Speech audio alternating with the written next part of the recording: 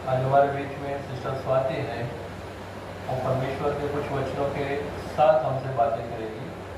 हम सभी इनका स्वागत करते हैं। एक बार भी तालियां बजाकर, हाथ लेके आए हो, हाथ लेके आए सभी, तो तालियां बजाया करो। यहाँ इतने लोग बैठे हैं, लेकिन तालियों की आवाज मुझे लग रहा है बच्चे बजा रहे। हालेलुया।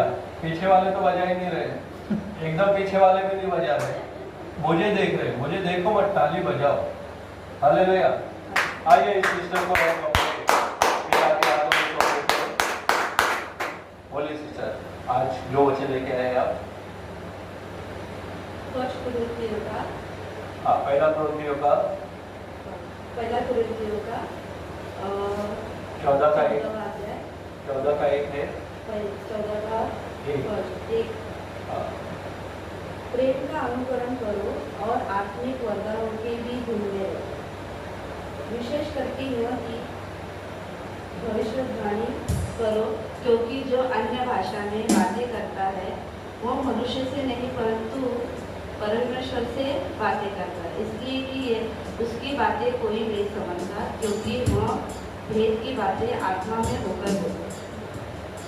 परमेश्वर पौलुस कुरिन्थियों देश में जाकर कह रहा है कि प्रेम का अनुकरण करो आत्मिक वरदानों से। मतलब ये कि प्रेम क्या है कि जो गर्लफ्रेंड बॉयफ्रेंड करते हैं वैसा प्रेम नहीं है। ये ईश्वरी प्रेम है। ईश्वरी प्रेम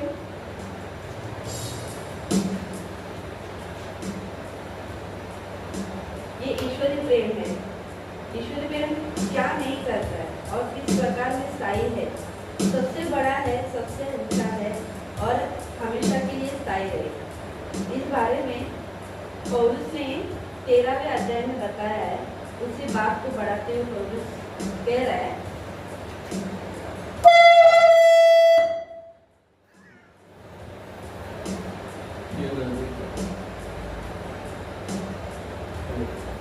देखिए प्रेम का अनुकरण करो, इस प्रकार प्रेम के पीछे पड़ो, दौड़ते रहो और आत्मिक वरदान के ढूंढने रहो। ऐसा हम अनुमान लगा सकते हैं। कुरिन्थियों के विश्वासी आत्मिक वरदान मुझे चाहिए ऐसा वो लोग वरदान चाहते हैं। ऐसी बातों को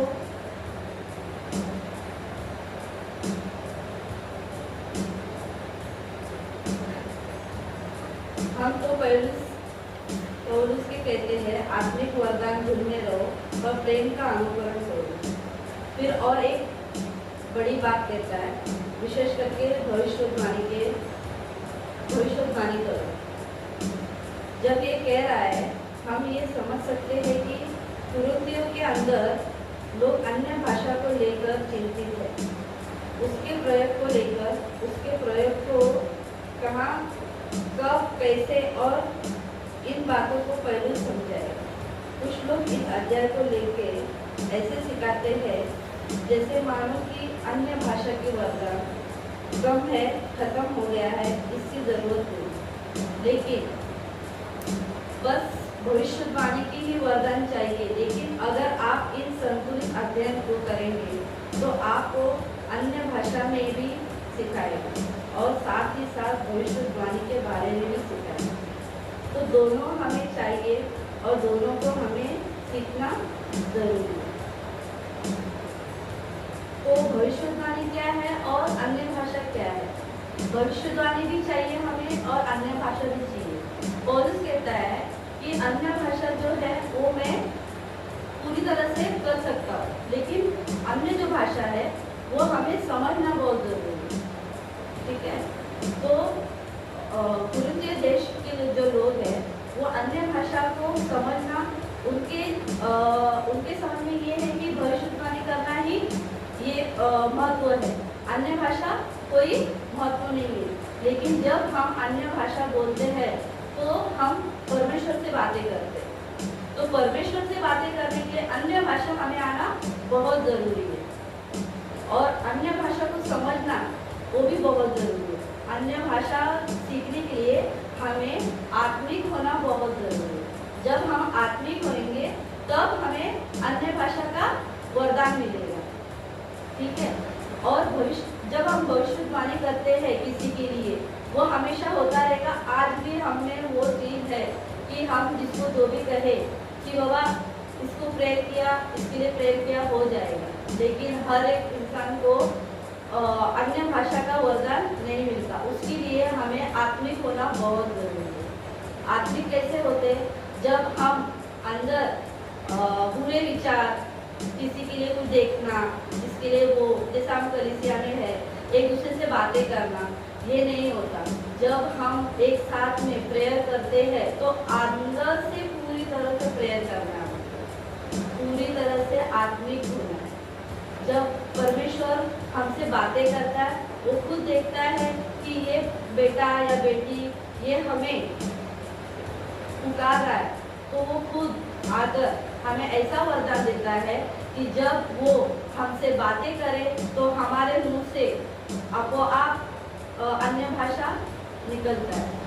तो भविष्यवाणी करना और अन्य भाषा बोलना, ये सब ये नहीं है, आसान नहीं है। तो हमें प्रेम से और आत्मिक से हमें परमेश्वर की आराधना में हमेशा रहना है। तीसरा वचन है, परंतु जो भविष्यवाणी करता है वो मनुष्य से नहीं, उन्नति और उद्देश्य और शांति की बातें कहता है। जो अन्य भाषा में बातें करता है वो अपनी ही उन्नति करता है, परंतु जो भविष्यवाणी करता है वो कलीसिया की उन्नति करता है। यहाँ पर लिखा है कि जब मनुष्य उन्नति करता है, जैसे कि अपन एक अकेले परमेश्वर से जब बंद कमरे में बातें करते हैं, तब सिर्फ हम अपने लिए बातें करते हैं और परमेश्वर से अपने लिए ही उन्नति करता है। जब हम सब 2, 4, 6 मंडली में हम बैठते हैं, वहाँ पर जब हम प्रेयर करते हैं, अन्य भाषा में बातें करते हैं, तब वो हमारे लिए नहीं होता है, वो उनके लिए होता है। और वो रिसीव करना, वो जो 2-4 जो लोग रहते हैं उनको रिसीव करने आना चाहिए, तब जाके वो रिसीव होता है उनकी लाइफ में। कि जैसे पास्टर अन्य भाषा में बातें करते हैं, तो तब अपनी आंखों को बंद कर कर और आत्मिक से बोलना है कि रिसीव रिसीव रिसीव, ऐसे बोलते रहना, तब जाके आत्मिक पवित्र आत्मा हम पर उतरती है। और उस भाषा को समझने के लिए सिर्फ पवित्र आत्मा से ही हम मांग सकते हैं कि प्रभु मुझे ये वचन और मुझे ये जो भाषा है मुझे रिसीव होना चाहिए। आज मुझे पता नहीं मैं आज ये वचन क्यों लेके आई हूँ, किस लिए लेके आई हूँ, मुझे नहीं पता, लेकिन आज जैसा बोलते हैं ना कि ये तो तेरे लिए था, आज तूने लिया ही नहीं। तो जब पास्टर जब बांट रहे हैं अन्य भाषा में, तो उसे हमें रिसीव करने आना चाहिए। ये नहीं कि आंखों को खोले यहाँ वहाँ देखे, ये नहीं चलता है। जब परमेश्वर की उपस्थिति है और जब आपके हाथों पैरों में, आपके हृदय में वो जब आ रहे हैं, तो आपको सिर्फ और सिर्फ उनको ही देखना है, यहाँ वहाँ कुछ नहीं, सिर्फ रिसीव टच, यही होना चाहिए। और पौलुस कहता है, मैं चाहता हूँ कि तुम सब अन्य भाषाओं में बातें करो, परंतु इससे अधिक यह चाहता हूँ कि भविष्यवाणी करो, क्योंकि यदि अन्य भाषाएं बोलने वाला कलीसिया की उन्नति के लिए अनुवाद न करे, तो भविष्यवाणी करने वाला उससे बढ़कर है।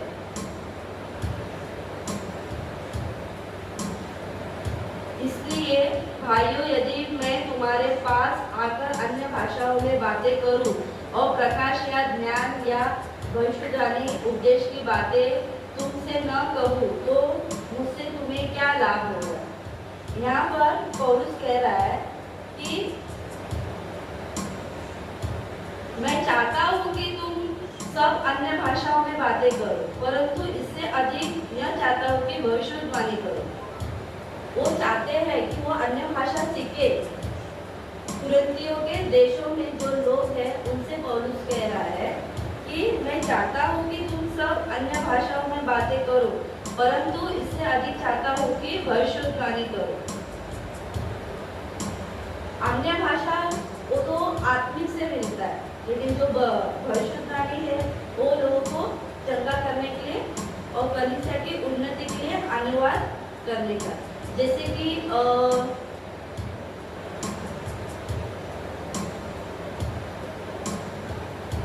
कलीसिया की उन्नति के लिए अनुवाद न करे तो भविष्यवाणी करने वाला उससे बढ़कर है।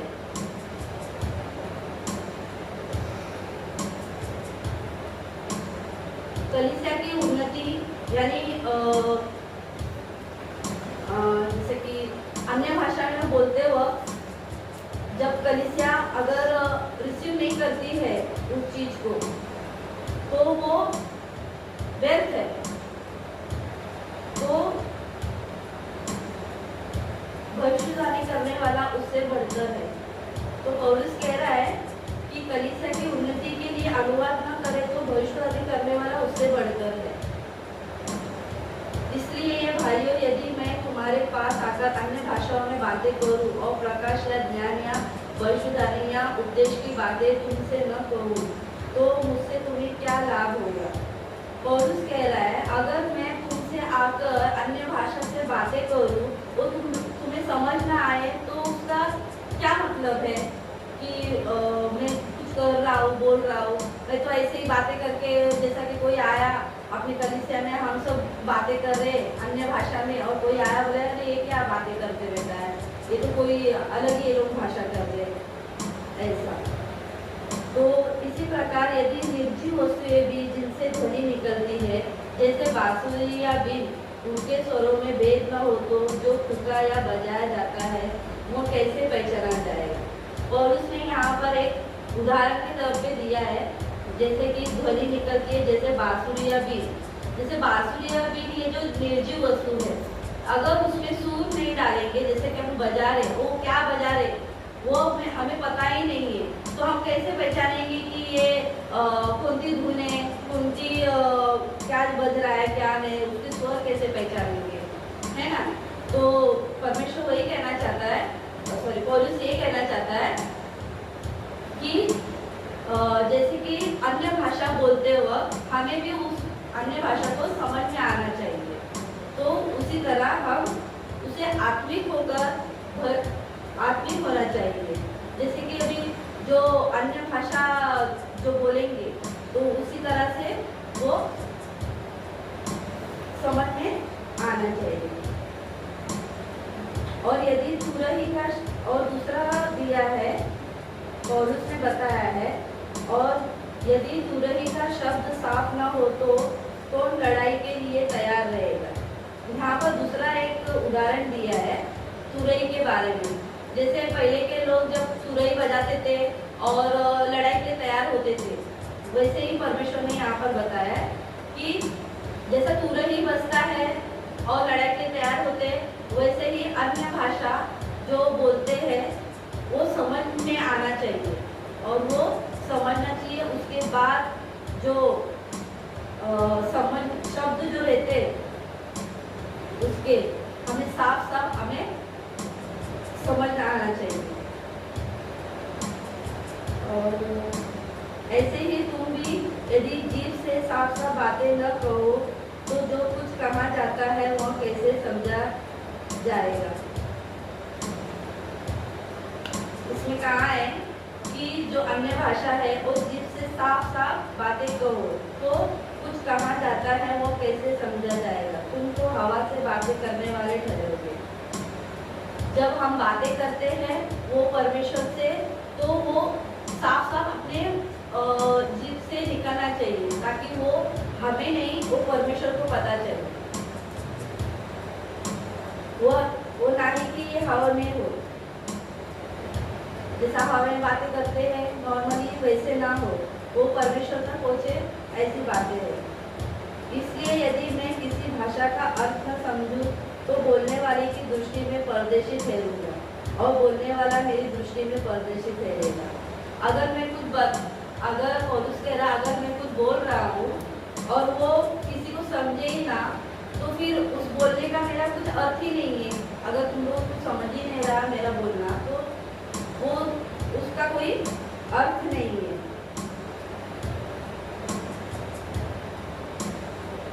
इसलिए तुम भी जब आत्मिक वरदानों की धुन में हो तो ऐसा प्रयत्न करो कि तुम्हारे वरदानों की उन्नति से कलीसिया की उन्नति हो। इसलिए तुम भी जब आत्मिक वरदानों की धुन में हो तो ऐसा प्रयत्न करो कि तुम्हारे वरदानों की उन्नति से कलीसिया भी उन्नति हो।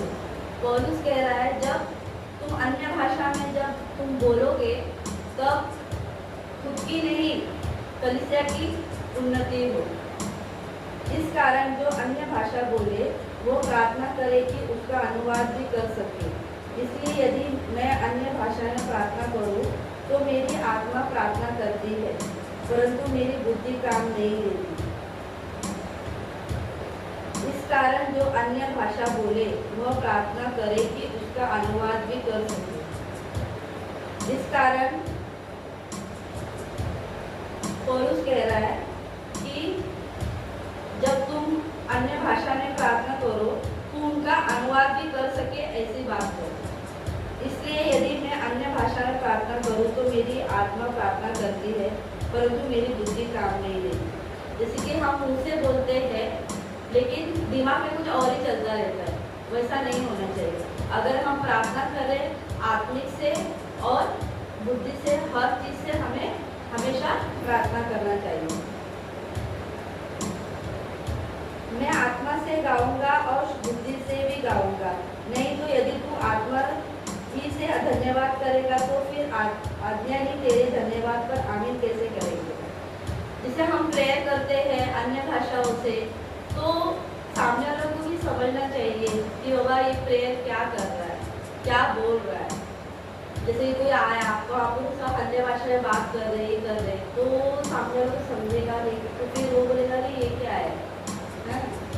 तो इसके लिए जब हम प्रेयर करते हैं तो उनका अनुवाद करना चाहिए कि ये हम क्या बोल रहे हैं, तब वो हमारे प्रेयर को, जैसे कि हम प्रेयर कर रहे हैं आमीन बोल रहे हैं अन्य भाषा में, तो वो भी आमीन बोल सकता है। परंतु कलीसिया में अन्य भाषा में 10 बातें कहने से यह मुझे और भी अच्छा जान पड़ता है कि दूसरों को सिखाने के लिए बुद्धि से 5 ही बातें हो। पौलुस कह रहा है कलीसिया में अन्य भाषा में से 10 बातें कहने से अच्छा कुछ अच्छी नॉर्मल बात में एक 5 ही बात करो जो सबको समझ में आए। ये भाइयों तुम समझ के बालक न बनो, बुराई में तो बालक रहो परंतु समझ में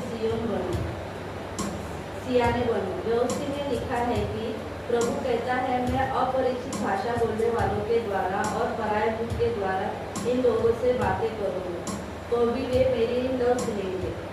पौलुस कह रहा है अगर मैं कोई भी अन्य भाषा में बातें करूँ तो इन लोगों को कोई समझ में नहीं आएगा, तो कोई मेरे सुनने वाला नहीं है। अपरिचित बोलने वाले द्वारा, पराये मुख के द्वारा, जैसे हम सब कलीसिया के लोग हैं, जो बाहर से आएगा उनको क्या लगेगा अरे ये क्या कर रहे हैं, उनको तो पता ही नहीं रहता है कि ये क्या चल रहा है क्या नहीं, तो वो हमारा मूवी देखते रहेंगे, यहाँ वहाँ देखते रहेंगे, बोलेंगे क्या है क्या नहीं, है कि नहीं। तो इसके लिए पौलुस कह रहा है कि अपरिचित भाषा बोलने वालों के द्वारा, पराये मुख के द्वारा इन लोगों से बातें करूँगा तो भी मेरी सुनेंगे नहीं। इसलिए अन्य भाषाएं विश्वासियों के लिए नहीं परंतु अविश्वासियों के लिए चिन्ह है। यहाँ पर पौलुस कह रहा है कि जो अन्य भाषा है, जैसे क्रिश्चियनिटी जो है उनसे ज़्यादा जो विश्वास नहीं करता है क्रिश्चियनिटी को, वो उनको परमेश्वर अन्य भाषा बहुत जल्दी देता है, क्योंकि उनका विश्वास जो होता है वो बहुत जल्दी आ जाता है। जैसे कि जो नॉर्मल क्रिश्चियंस है उनको हर एक इंसान को अन्य भाषा नहीं आती है, अन्य भाषा सबके बस में नहीं है ऐसा कहते हैं, लेकिन अगर आप आत्मिक से मांगे परमेश्वर से तो हर एक को मिलता है, परंतु विश्वासियों के लिए यदि कलीसिया के जगह इकट्ठी हो और सबके सब अन्य भाषाएं बोले और बाहर वाले या विश्वासी लोग भीतर आए जाए तो क्या वे तुम्हें पागल न कहेंगे? यहाँ पर पौलुस ने कहा है कलीसिया के लोग जब इकट्ठा होकर अन्य भाषा जब बोलते हैं, कोई बाहर वाला आकर देखेगा बोलेगा ये क्या पागल है जो कौन सी भाषा बोल रहे हैं, ये कौन सी भाषा है?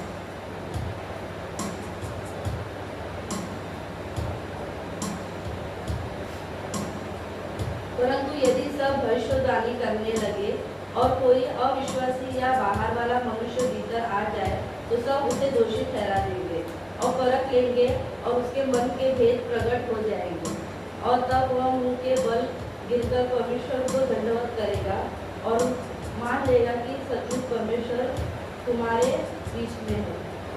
जो बाहर से जो आता है वो देखता है कि ये लोग सारे लोग कलीसिया के लोग या अन्य भाषा में प्रेयर कर रहे हैं और वो देखकर अपने आप को दोषी मानता है और उन्हें परखता है और उनके भेद प्रकट करता है और अपने आप को वो सोचता है कि यहाँ पर परमेश्वर की उपस्थिति है, इन लोगों में कुछ ना कुछ है, तो वह अपने मुंह के बल गिरकर परमेश्वर को दंडवत करता है और मान लेता है कि सचमुच परमेश्वर हमारे बीच है।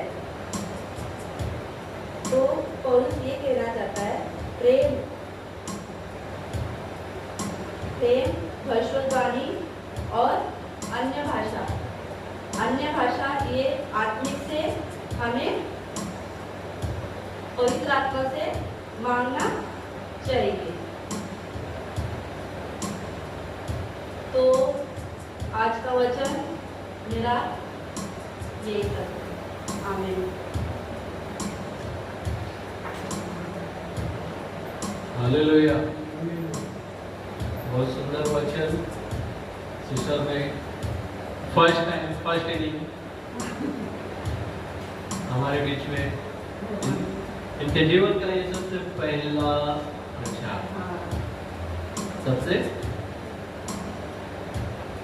पहला जो प्रचार होता है उसके द्वारा हमें पता चल जाता है कि हम इतने सालों से जो परमेश्वर के राज्य में काम कर रहे हैं तो हमने क्या सीखा। हालेलुया। तो सिस्टर ने काफ़ी अच्छे तरीके से इन बातों को स्पष्टीकरण किया, अन्य भाषा, भविष्यवाणी।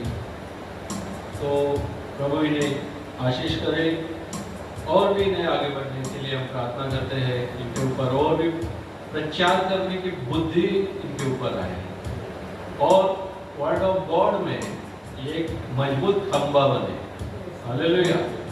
क्योंकि परमेश्वर, मुझे नहीं मालूम कि मैं यहाँ पे आता हूँ तो मुझे क्या सिखा रहा है, लेकिन मुझे ये मालूम है कि ये जो कलीसिया है ये अव्वल नंबर वाली कलीसिया है।